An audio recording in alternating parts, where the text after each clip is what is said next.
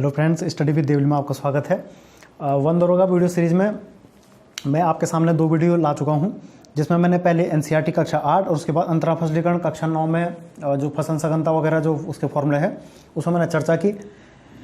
तीसरी वीडियो है एक ही यूनिट की, और इसमें मैं आपके सामने वस्तुनिष्ठ या वन लाइनर प्रश्नों का संकलन कर रहा हूँ या उसकी थोड़ा व्याख्या भी करूँगा। तो ठीक है, इसमें 100 प्रश्न फ्रेंड्स, देखिए 100 प्रश्न हम डिस्कस करेंगे।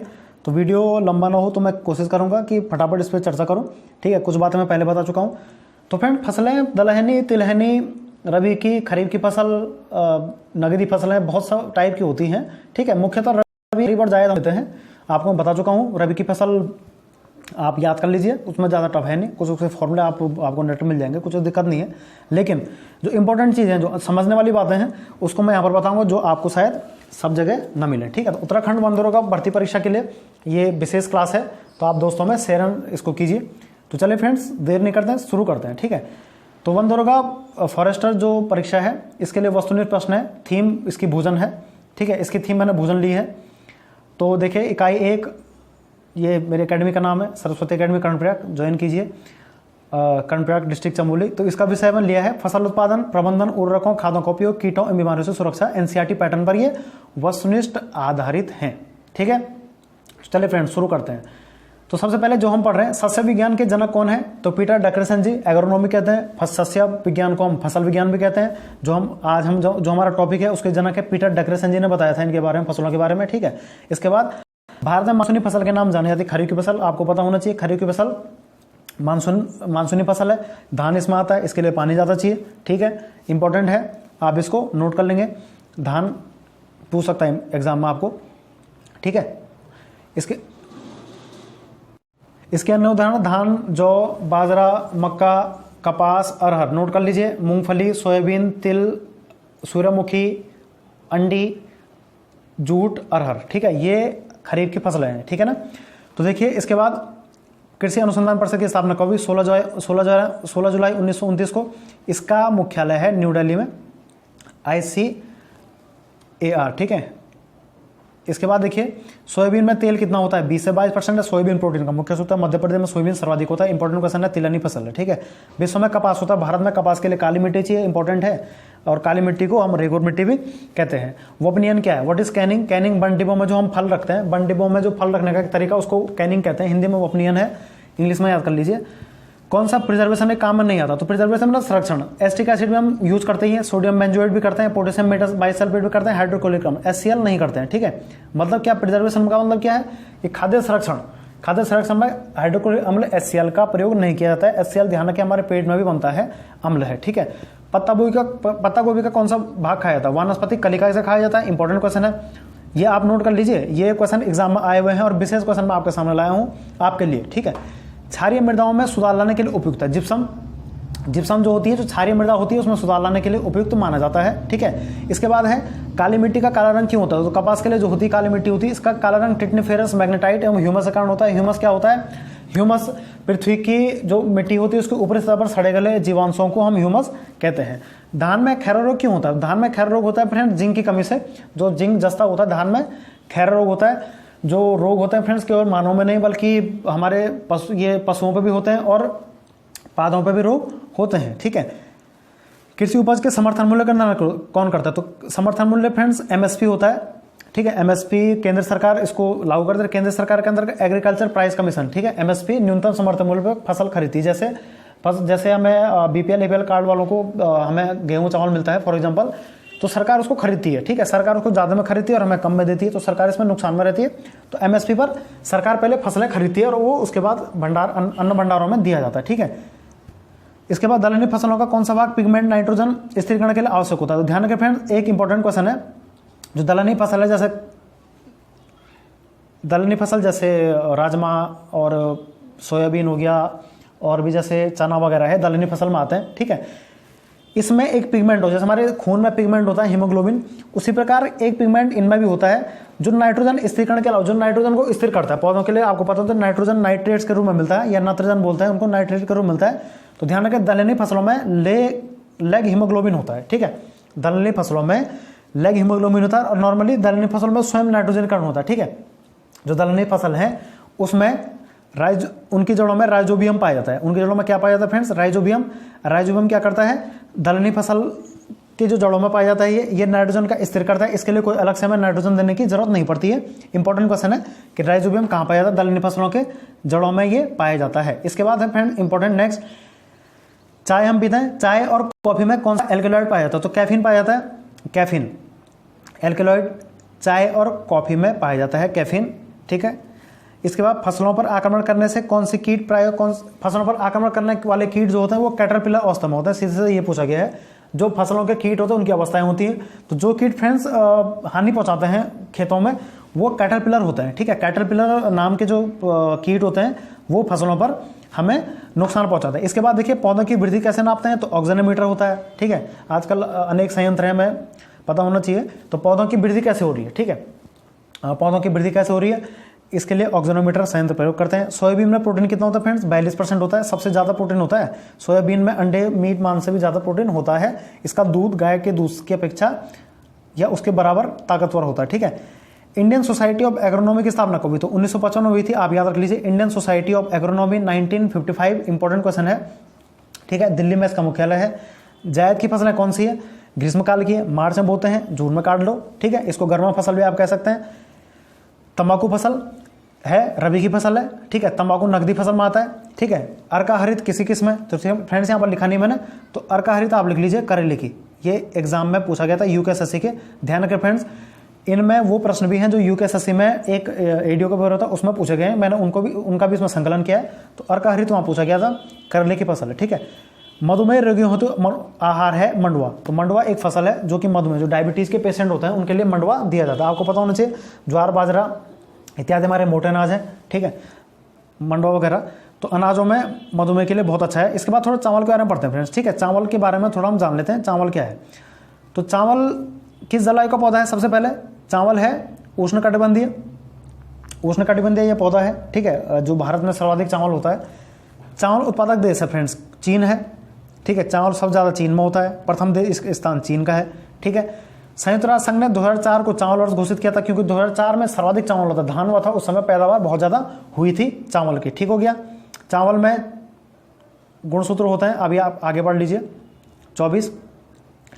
संयुक्त राष्ट्र संघ ने कब किया? ठीक है, ये 2004 हो गया।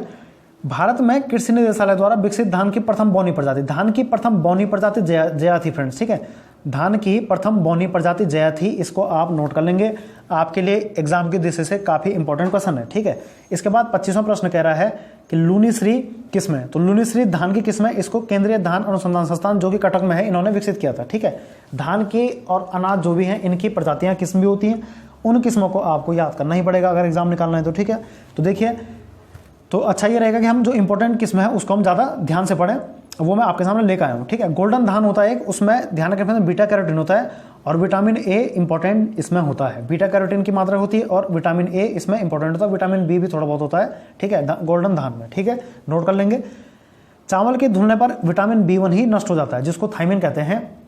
जब चावल हम धोते हैं तो थायमिन उसमें से नष्ट हो जाता है, आप इसको नोट कर लेंगे, बहुत बार पूछा गया है। चावल का वानस्पतिक नाम है ओराइजा सटाइवा, और मैंने कहा था आपको गुणसूत्र इसमें 24 होते हैं, और ग्रेमिनी कुल का पौधा है। ध्यान रखिए चावल के बारे में क्या क्या बताया मैंने। चावल ग्रेमिनी कुल का पौधा है, देखिए यहाँ पर लिखा है चावल कौन सा है, ग्रेमिनी कुल का पौधा है। 24 गुणसूत्र होते हैं, वानस्पतिक नाम है ओराइजा सटाइवा, नोट कर लीजिए। चावल हेतु सबसे ज़्यादा वर्षा चाहिए, इसलिए इसको वर्षा ऋतु की फसल भी कहते हैं। 150 सेंटीमीटर इसमें बारिश चाहिए होती है, लिखा है देखिए। चावल में नाइट्रोजन की आपूर्ति होती है, जैव उर्वरक के रूप में किसका प्रयोग करता है? देखिए फ्रेंड, एजोला और नीली हरी शैवाल, ये भी पूछा गया था एग्जाम में, ठीक है। नीली हरी शैवाल एक पूरी शैवाल जैसे नहीं होती, बल्कि एक कवक जैसा समझो इसको।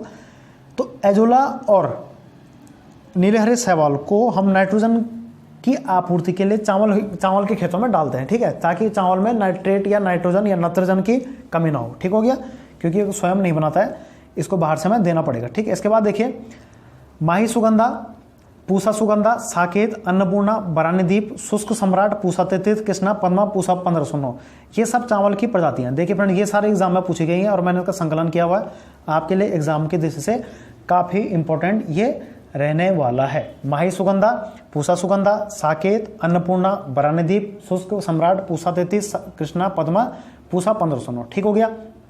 इसके बाद देखिए डेपोक विधि श्री विधि क्या है? तो डेपोक विधि श्री विधि क्या है? धान रोपने की सीधी बुआई की विधियां हैं, धान रोपने की विधियां हैं। डेपोक पूछा भी गया है, डेपोक मेथड धान विधि और श्री विधि धान बुआई की विधियां, दोनों विधियां इंपॉर्टेंट है भारत में।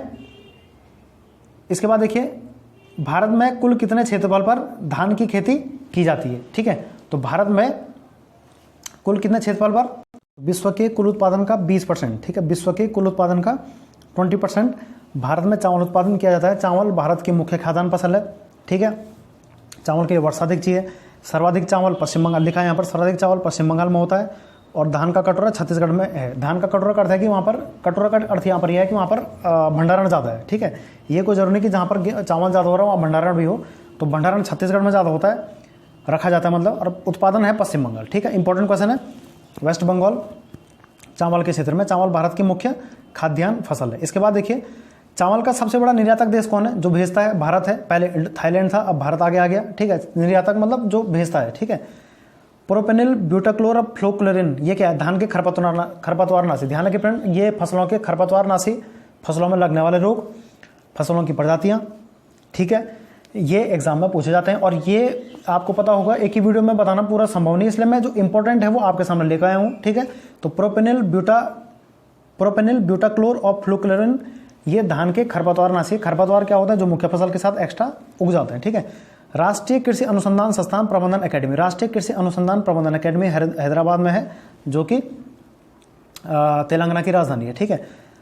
चावल में खनिज लवण कितना होता है? 6 से 7% प्रोटीन होता है, देखिए कम होता है। कार्बोहाइड्रेट 76% हो, ध्यान रखिए चावल में 76% कार्बोहाइड्रेट की मात्रा होती है और मात्र 2.5% वसा होता है। इसको आप याद रख लेंगे या नोट कर लेंगे, ठीक है।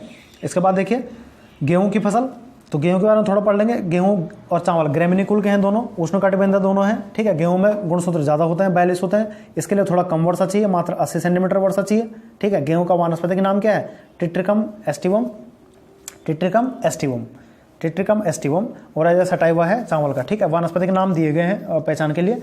इसके बाद इनकी कुछ प्रजाति आ रही है यहाँ पर देखिए, सोनारा 63, लरमरोजा, सोनारा 64, ये गेहूं की प्रजाति है। गेहूं की किस्मों, जैसे आदमी की प्रजाति है, किसी भी जानवर की प्रजाति होती है, तो फसलों की भी प्रजाति होती है, ठीक है। कोई उच्च गुणवत्ता वाली होती है, प्रजाति करते हैं यहाँ पर बीजों से है, बीज से ही काउंट होता है। जो मोटे बीज होंगे, अच्छे बीज होंगे, ठीक है, अच्छी क्वालिटी के होंगे, तो गेहूं अच्छा होगा। हरित क्रांति के समय, ध्यान रखना 66-67 में हरित क्रांति हुई थी और गेहूं पर इसका बहुत अच्छा प्रभाव पड़ा, ठीक है। गेहूं का उत्पादन बढ़ा और गेहूं के लिए लरमरोजा 64A और सोनारा 64 को इसमें दिया गया था। उस समय जो हरित क्रांति में जो सफलतापूर्वक गेहूं ने पाया वो लरमरोजा 64A और सोनारा 64A, ये गेहूं की प्रजाति दी गई थी और इसी प्रजाति के द्वारा गेहूं का अपार भंडार यहाँ हुआ और काफ़ी ज़्यादा फसल हुई थी, ठीक है। तो ये फसल के नाम भी पूछ सकता है। हरित क्रांति के जनक भारत में स्वामीनाथन है, विश्व में नॉर्मन ई बोरलॉग, ठीक है, उनके नाम पर कृषि पुरस्कार भी दिया जाता है, ठीक है। इसके बाद लिखा है जीरो टिलेज फटी सीड ड्रिल, ये एक यंत्र है, मैंने आपको सीड ड्रिल बताया था। ये यंत्र विशेष किसके लिए है? ये गेहूं की बुआई के लिए है, ठीक है, गेहूं को बोना, ये इसके लिए सीड ड्रिल का प्रयोग कर रहे हैं। जीरो टिलेज फटी सीड ड्रिल गेहूं की बुआई के लिए, ठीक है। इसके बाद रोग लग रहा है रस्ट और करनाल बंट। रस्ट और करनाल बंट गेहूं की फसल का प्रमुख रोग है। करनाल बंट गेहूं में कवक लगने से होता है, करनाल बंट गेहूं में कवक लगने से होता है। इंपॉर्टेंट क्वेश्चन है, ये पूछा गया इसलिए अलग से मैंने लिखा हुआ है, ठीक है। गेहूं में प्रोटीन पाया जाता है, उसका नाम क्या? ग्लूटीन। ये उत्तराखंड एडीओ पूछा गया था एग्जाम में। गेहूं में जो प्रोटीन पाया जाता है उसको ग्लूटीन बोलते हैं, या ग्लूटेन लिखा होगा, ग्लूटीन लिखा होगा, एक ही बात है। तो देखिए इंपॉर्टेंट क्वेश्चन आपके सामने आ रहे हैं सब। गेहूं में 8 से 15% प्रोटीन होता है, बिल्कुल सही है। 65-70% कार्बोहाइड्रेट होता है और 1.5% वसा होती है। इंपॉर्टेंट क्वेश्चन है, ठीक है। इसके बाद देखिए गेहूं में vitamin B, B1, B2, B6 और ई पाए जाते हैं, जो पिसाई के समय, हम गेहूं जब पिसाने देते हैं, जब आटा बनता है उसका, तो पिसाई के समय ध्यान रखिए फ्रेंड्स, विटामिन उसमें कहीं ना कहीं क्षीण हो जाते हैं, खत्म हो जाते हैं, ठीक है। इसके बाद देखिए सर्वाधिक गेहूं उत्पादक राज्य कौन सा? सर्वाधिक गेहूं होता है चीन में और राज्य है उत्तर प्रदेश में। उत्तर प्रदेश के बाद पंजाब का नंबर है, ठीक है। सबसे ज्यादा चीन में गेहूं उत्पादन किया जाता है, ठीक है। इंपॉर्टेंट क्वेश्चन है। अच्छा, सोनालिका, अर्जुन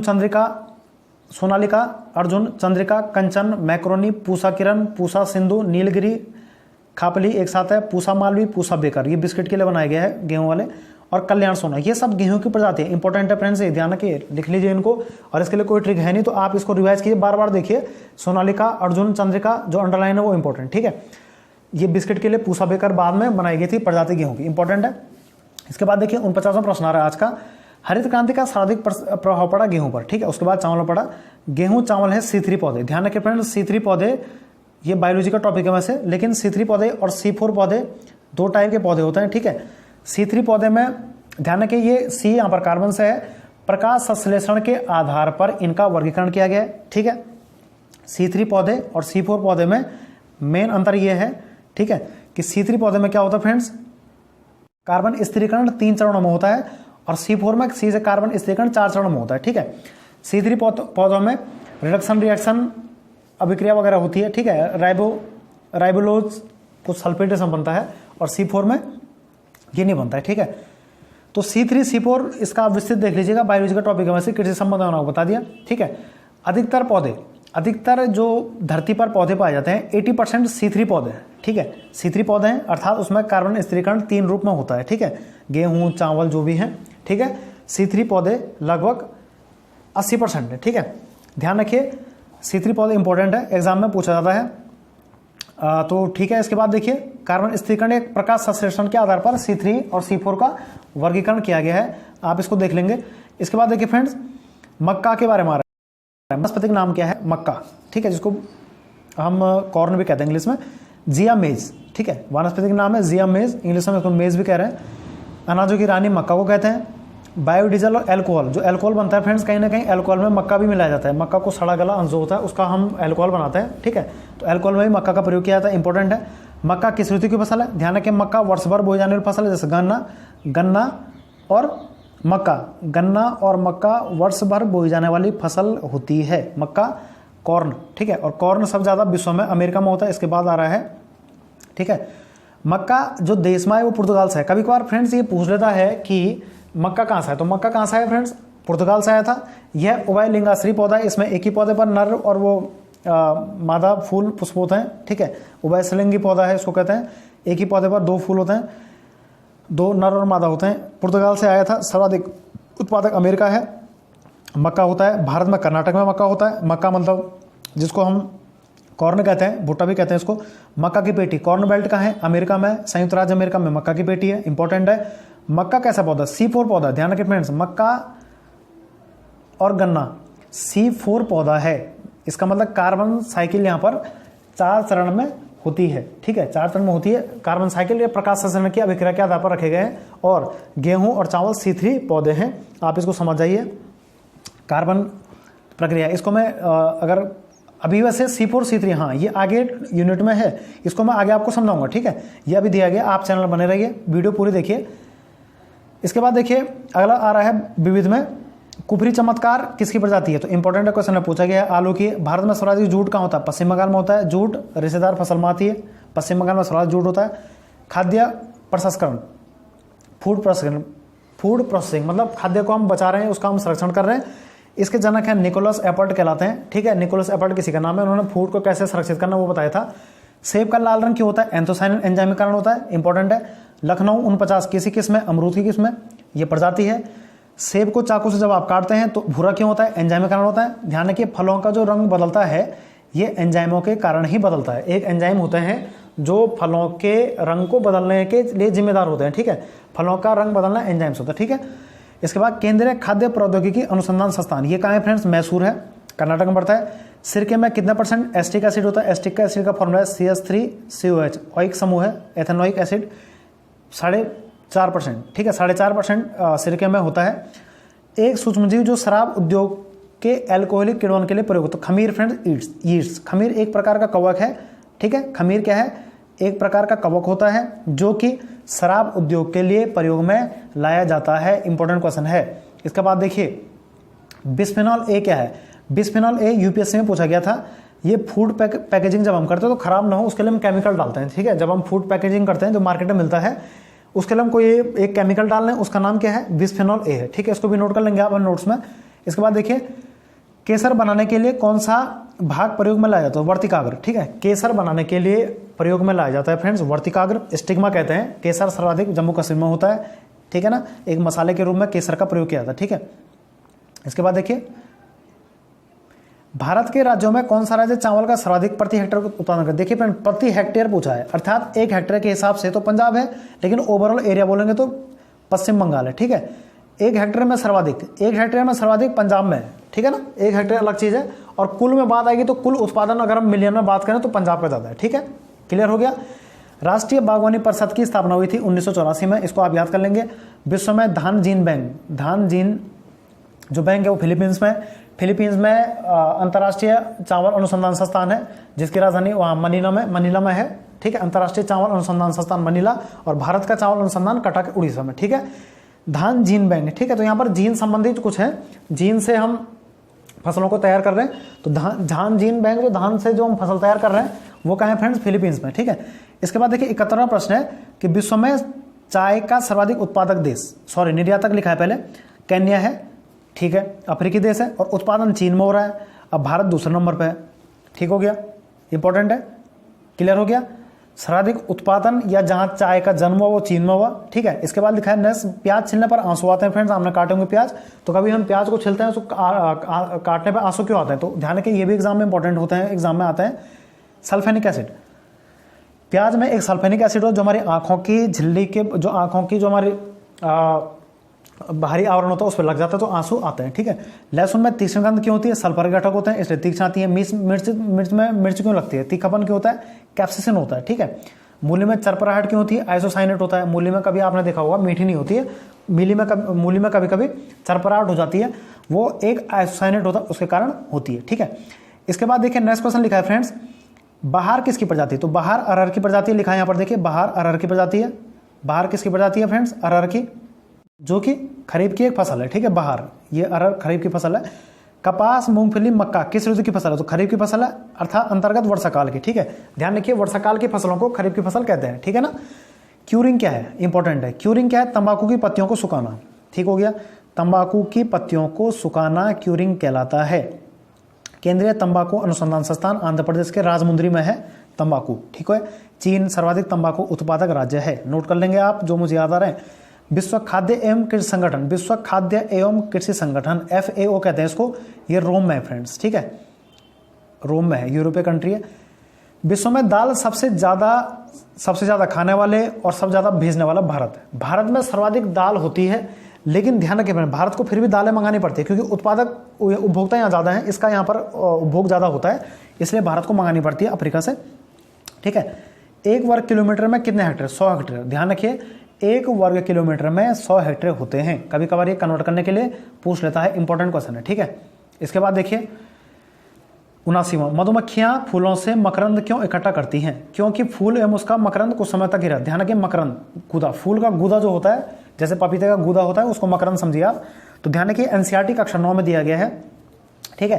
तो फूलों में जो मकरंद होता है उसको मधुमक्खियां अपने छत्ते में लेके उसका कुछ शहद में कुछ प्रयोग करती है, ठीक है, क्योंकि उन्हें पता है कि ये मकरंद कुछ समय के लिए रहेगा, इसलिए वो पहले उसको उठा लेती है, ठीक है। रुक्षांश क्या है, आहार रेशे, अर्थात आहार रेशे क्या होता है, जो हमारे आहार में एक रेशे होते हैं, ये क्या करते हैं, हमारे शरीर में जो खाना नहीं पचता उसको बाहर निकालने में मदद करते हैं, ठीक है। ये खाने के साथ ही हमारे पेट में जाते हैं रेशे के रूप में, ठीक है, आहार रेशे बोलते हैं। सर्वाधिक केसर कहाँ होता है, केसर होता है जम्मू कश्मीर में, बताया था ठंडा इलाकों में केसर होता है। पीताम्बरी किसकी प्रजाति है, सरसों की है, वरुणा और पीताम्बरी, वरुणा और पीताम्बरी याद रखेंगे फ्रेंड्स आप, सरसों की फसल है। सरसों एक प्रकार की तिलहनी फसल है और सरसों रबी की फसल के अंतर्गत आती है, जो कि आजकल जिसकी कटाई चल रही है, ठीक है।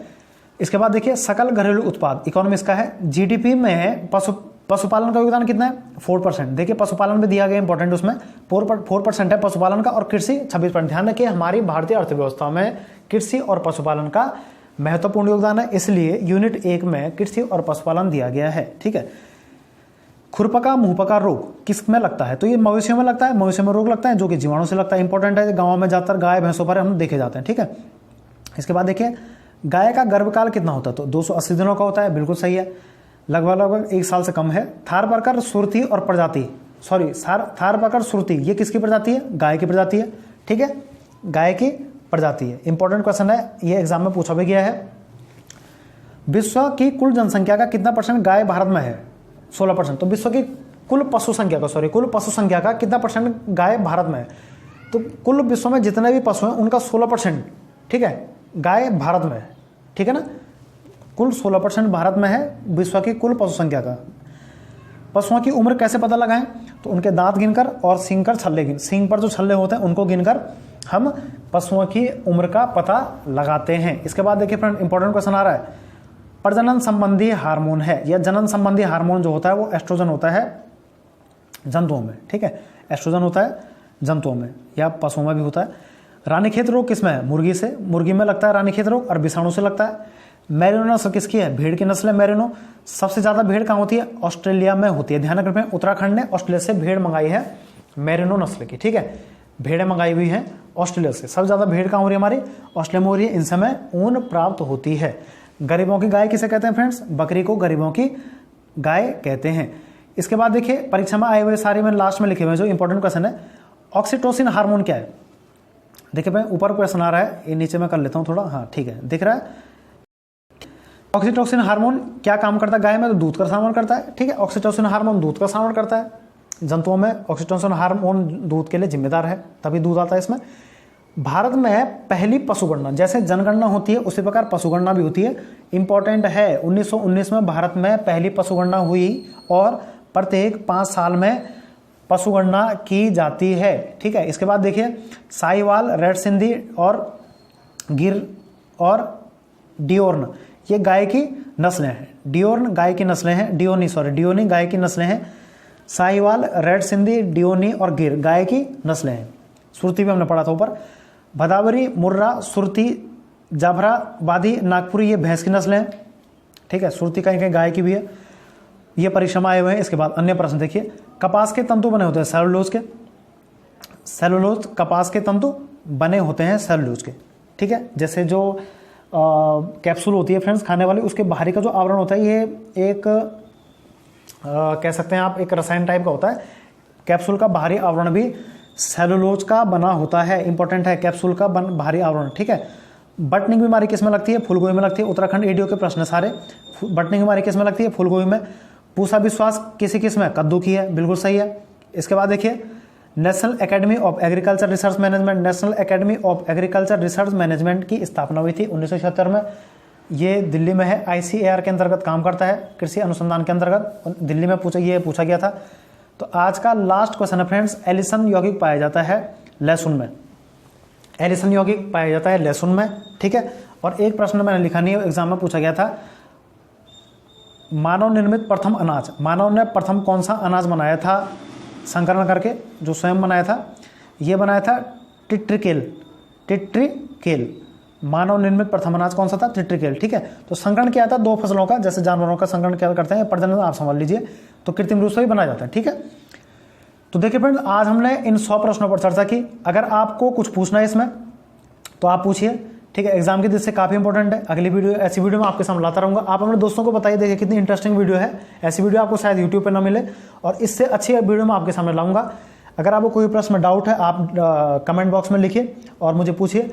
इसको मैं आपको टेलीग्राम चैनल पर आपको भेज दूंगा। टेलीग्राम चैनल का लिंक डिस्क्रिप्शन बॉक्स में दिया है, ठीक है। आपको मैं ग्रुप का लिंक भी दे रहा हूँ, आप ग्रुप में जुड़िए और अधिक से अधिक उसको शेयर कीजिए, ठीक है फ्रेंड्स। तो कोशिश करता हूँ एक वीडियो इस पर और बनाऊँ और तब ये थीम एक हमारी समाप्त हो जाएगी। तो वीडियो को देखने के लिए थैंक यू।